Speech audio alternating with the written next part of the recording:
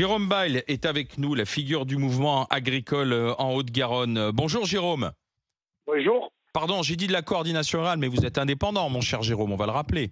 Bien sûr, je suis président de l'association des Ultras de l'A64, une association agricole du département, apolitique et asyndicale. Donc je ne suis pas affilié à la coordination rurale. Il n'y a aucun syndicat. Alors Jérôme, justement, que se passe-t-il là? C'est reparti pour un tour alors?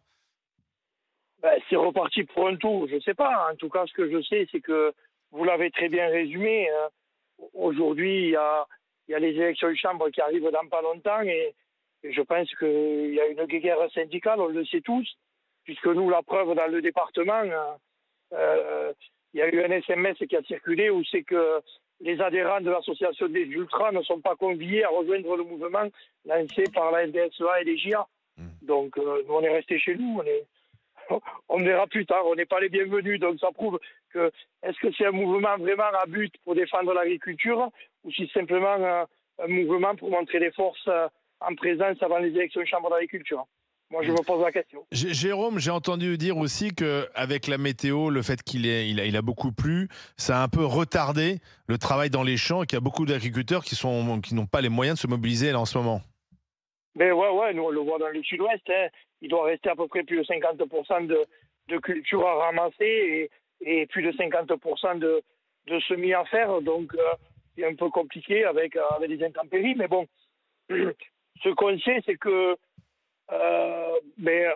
on baisse pas quand même, on n'abandonne pas puisqu'on continue nous à travailler. Moi, je monte à Paris toute la semaine prochaine. J'ai rendez-vous avec la présidente de l'Assemblée nationale, j'ai rendez-vous avec la ministre de l'Agriculture. Je suis le président du Sénat, je fais une prise de parole devant les députés français, donc on continue à travailler même si on n'est pas dans la rue. Voilà. Jérôme, tu penses, j'entends ton message sur le fait que c'est les syndicalistes qui veulent préparer les élections chambres, mais est-ce que tu penses quand même que ça serait pas temps d'y retourner parce que de tout ce qu'on nous avait promis en janvier qui a fait ranger les tracteurs, il s'est pas passé grand-chose? Si, mais tu le sais comme moi, Didier, aujourd'hui, la priorité, ça restera quand même de faire le boulot dans nos fermes. Non, et mais ça, on est d'accord. On ne l'a pas fini. Donc voilà, après, des promesses, on en a eu. Il y en a eu, elles n'ont pas toutes été tenues, mais tu l'as assez bien dit, on en a assez longuement discuté. Quand tu demandes 170 mesures au gouvernement, ils ne peuvent pas les mettre en place en 2 mois ou 3 mois. Et ils peuvent surtout quand tu as le pays qui est à l'arrêt pendant 90 jours. Il ne faut pas oublier que la dissolution de l'Assemblée a fait du mal quand même on va dire, aux citoyens français, à la France, et encore plus à nous, à l'agriculture. Mais ce qu'il ne faut pas oublier, c'est que la ministre de l'Agriculture continue sur les traces, on va dire, qu'ont laissé un peu Marc Fesneau et Gabriel Attal sur des mesures, puisqu'elle a réussi à mettre en place le contrôle unique. Elle continue à pousser sur la création des retenues collinaires. Tout n'est pas à jeter. On n'a pas dit ça, mais à part le contrôle unique, dans les promesses qu'on avait eues, il n'y a pas eu grand-chose qui est passé, quoi. Hein. Il y a eu le GNR. Le GNR en bas de facture et le contrôle unique, voilà. Ouais, et nous, faut pas oublier que c'est parti de nous en bas parce qu'on avait les agriculteurs qui étaient en train de crever à cause de la MHE. Et on a eu l'indemnisation sur la MHE.